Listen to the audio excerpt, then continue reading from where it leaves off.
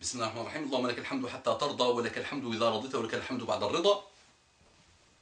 اللهم صل وسلم على حبيبنا محمد صلى الله عليه وسلم. Quand tu fais comme ça, mon frère, regarde, quand tu fais comme ça, tu as un qui va vers les autres, mais tu as celui-là et celui-là et celui-là et presque celui-là qui vont vers toi. Rappelle toujours toi de ça, s'il te plaît. Grande méditation. Tu fais ça à quelqu'un, tu as celui-là qui part, mais tu as ces trois-là qui viennent et ce quatrième-là qui hésite. Est-ce qu'il part ou est-ce qu'il revient vers toi? Donc avant qu'on se lance contre les autres. Allahumma laka alhamdu hatta tarda, je l'ai dit, mais alhamdulillah, toujours on le redit. Allahumma salli wa sallim ala habibina Muhammad, je le dis, mais je le redis toujours. Sallu wa sallimu alayhi taslima. Allahumma salli wa sallim ala habibina Muhammad sallallahu alayhi wa sallam. Rabbi shrah li sadri wa yassir li amri wa ahlul 'uqdatan min lisani yafqahu qawli. Assalamu alaikum wa rahmatullahi wa barakatuh. Avec le sourire, je vous aime en Allah mes frères et sœurs en islam. Que la paix d'Allah subhanahu wa ta'ala, sa miséricorde et ses bénédictions soient sur vous mes frères et sœurs partout dans le monde. Bonjour mes frères et sœurs en humanité. Donc j'avais commencé tout à l'heure dans une vidéo de réponse à un frère sur cette histoire de l'apologie de l'Albanie et l'apologie de cette doctrine, donc qui s'appelle le wahhabisme salafisme. Donc j'avais commencé à faire une vidéo, mais ça passe tellement vite que je vais quand même devoir juste lancer une deuxième vidéo sur ça, ou une énième vidéo sur ce type de choses. Mes frères et sœurs, je vous aime en Allah subhanahu wa ta'ala, et je vous donne de mon temps. Et vous savez que le temps vaut de l'argent, et ça vaut beaucoup d'argent. Parce que c'est nos vies finalement. Je vais vous donner zubdatu zubda, la crème de la crème. Inch'Allah. Mais quel prétentieux, blablabla. Non, mais c'est pas comme ça qu'il faut comprendre, voyez-le bien. Je vais donner quelques petites méditations qui ne viennent pas de mon cerveau, qui ne viennent pas de nous.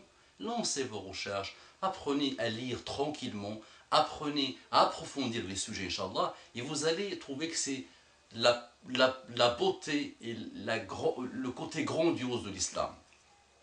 D'accord. Ne tombez jamais dans ces jeux de nomenclature. Il est wahhabiste, c'est beau. Il est le frère de Shaitan. Al-ta'mim min al-ama.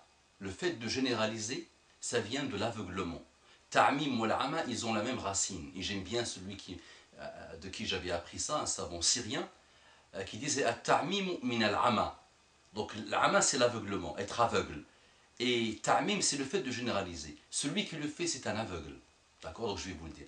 Ne dis jamais, lui il appartient à tel groupe, donc ça veut dire il est le frère de Shaitan. Lui, tous les chiites sont kuffar. Grosse erreur. Grossière erreur. Déjà dire à un seul, tu es kafir, ça peut attirer la colère d'Allah subhanahu wa ta'ala et ça peut faire tomber le coffre sur toi-même. Et imagine si tu dis tous les chiites sont des kuffar. Si tu dis tous les wahhabistes, il y a un qui m'avait lancé une attaque un jour pour me dire tu bois la pisse, l'urine des wahhabistes. Regarde l'attaque. Toi, tu es quelqu'un qui boit la pisse, l'urine des wahhabistes. Regarde la mauvaise éducation malheureuse. Regarde les malheurs. Tous les sophis sont des égarés, sont des mécréants. Ces jeux de généralisation et ces jeux de nomenclature ne peuvent attirer, mon frère, ma soeur, que la colère d'Allah subhanahu wa ta'ala. Je te dis vraiment, les yeux dans les yeux. Et là, je n'ai aucun intérêt. Et je ne travaille pas pour les sionistes. Et je ne travaille pas pour les Saoudiens, pour vous faire plaisir. Parce qu'il y a des gens qui me disent, tu es en train peut-être de chercher des subventions des Saoudiens. Tu dis des choses dans leur sens. C'est le monde à l'envers. Il y a aujourd'hui des gens qui réfléchissent d'une manière complètement à côté de la plaque. Je vais vous le dire, moi, franchement. Il voit le mal dans tout ce qui bouge. Et il fut une époque en France et en Europe où je disais que l'un des plus gros problèmes de l'Europe, c'était les problématiques des mosquées, la mosquée des Algériens, la mosquée des Turcs, les mosquées des Tunisiens, la mosquée des Marocains, la mosquée de ci. Et je disais déjà à l'époque, il y a quelques années, qu'il y aura un jour malheureux où les mosquées vont oublier, les musulmans vont oublier les histoires du nationalisme, et ils vont se concentrer sur des histoires de divisionnisme. Division. Ça veut dire la mosquée des intégristes wahhabis, la mosquée des gens de Sophie, la mosquée des Ikhwan, la mosquée de... Et c'est vrai, dès que tu mets ton pied et je le fais de temps en temps dans des mosquées un peu différentes, dès que tu mets le pied, on te scanne de partout pour savoir de quel groupe tu es. Et je vais vous dire, cette problématique des groupes, peut-être, je dis peut-être n'importe quoi. Il y avait en elle un bien, les années 70 jusqu'à l'année 90, peut-être. C'était un contexte et une époque. C'est pour ça que les savants de l'époque se lançaient sans arrêt à rappeler les écoles. Mais moi, je vais vous le dire franchement aujourd'hui, les savants d'aujourd'hui, ceux qui ont un minimum d'honnêteté, commencent à dire, méfions-nous de ces nomenclatures. D'accord? Donc ne dis pas l'Albani et de l'école wahhabite, ne dis pas ça mon frère. Et si lui il l'a dit, laisse-le lui, parce qu'il sait ce qu'il dit, et il sait quand il le dit qu'est-ce que ça veut dire exactement. Mais la grande majorité de vous ne savent pas ce que vous dire aujourd'hui. Le mot sophisme, le mot wahhabisme, le mot salafisme, le mot qu'est-ce que ça veut dire l'ikhwan, le muslimoun. Et le jeu qu'on joue avec le mot secte, le jeu qu'on joue avec des passages de vidéos de savants, les jeux d'interprétation qu'on fait de quelques passages vidéo de quelques savants ou de quelques passages écrits de quelques savants, attention mes frères et sœurs. Attention. Maintenant, c'est vrai quand les savants, un répond à l'autre, laissons-les tranquilles. Eux, un savant, il est du même niveau qu'un autre savant, et il veut lui répondre. Ça, laissez-les faire. C'est vrai qu'on demande, parce qu'ils ne sont que des humains, les savants, on leur demande et on espère qu'ils le fassent comme le faisaient les grands savants d'une belle époque.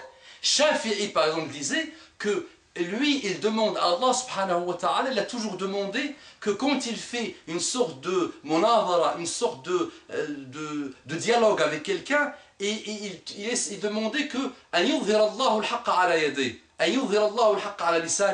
que Allah subhanahu wa ta'ala fasse que lui gagne la munadhara, gagne le dialogue, que Allah lui fasse trouver des bons arguments pour vaincre Shafi'i. Regarde la beauté de la chose. Ça veut dire, tu rencontres quelqu'un pour argumenter, pour dialoguer, et tu demandes à Allah que Allah guide, qu'Allah aide ton contradicteur pour qu'il trouve lui la bonne réponse, que lui trouve le bon ijtihad. Regarde la beauté des savants d'une belle époque. Et ceux-là, alhamdoulilah, ils sont partout. Regarde l'histoire qui s'est produite entre Al-Ghazali, alayhi rahmatullah, pas Al-Ghazali, Abu Hamid Al-Ghazali le récent, et Ibn Baz. Quand Al-Ghazali est parti rencontrer Ibn Baz, malgré tout ce que Ibn Baz avait plus ou moins écrit sur Al-Ghazali ou dit sur Al-Ghazali, et malgré tout ce que Al-Ghazali avait plus ou moins dit et écrit sur Ibn Baz, quand ils se sont rencontrés, essaye de vérifier cette histoire qui s'est produite entre eux, et ça nous donne à nous de belles leçons.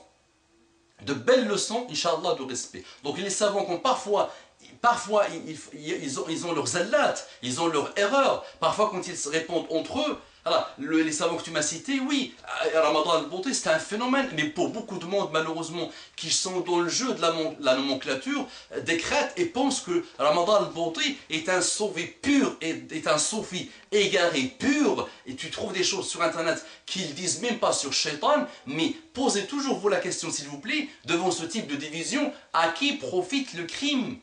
À qui profite cette division? Elle ne profite pas, croyez-moi, à l'islam. Elle ne profite pas, croyez-moi, à ce que Allah subhanahu wa ta'ala nous a demandé. Dans l'art de la différence, dans l'art du désaccord, comment faire? Ça ne correspond pas à ce que Muhammad sallallahu alayhi wa sallam nous a appris. Ça ne correspond pas à ce que les Sahaba nous ont appris. Étudier comment Ali ibn Abi Talib a géré la grande fitna des Khawarij. Regardez les paroles d'une beauté que vous ne pouvez pas imaginer, que Ali ibn Abi Talib a répondu quand on lui a posé la question sur le Khawarij. Alors vous ne pouvez pas imaginer ce que Ali lui-même a dit sur le Khawarij. Même en désaccord total, même en presque une guerre, malgré ça, le musulman reste quand même honnête. Honnête, il faut avoir l'honnêteté islamique et l'honnêteté intellectuelle. Même si un autre peuple est injuste, ne soyez pas injuste vous-même. Nous, il nous est interdit d'être injuste, même avec les injustes. Soyez juste, parce que c'est proche c'est vraiment très proche de la piété, de la taqwa. Donc imagine avec les savants. Ça c'est avec des gens injustes. Imagine avec les savants, mon frère. Donc attention, attention. J'ai vu ta belle éducation par le don de l'Albani, tu as dit alayhi rahmatullah, attention, c'est l'un des plus grands savants. Et c'est pas moi qui le dis, mon frère. Attention, c'est une grande majorité de ceux qui sont honnêtes l'ont dit. عليه رحمة الله. اللهم ارضنا وارض عنا، اللهم اقبلنا وتقبل منا، اللهم اخلص نياتنا، اللهم صل وسلم على حبيبنا محمد صلى الله عليه وسلم.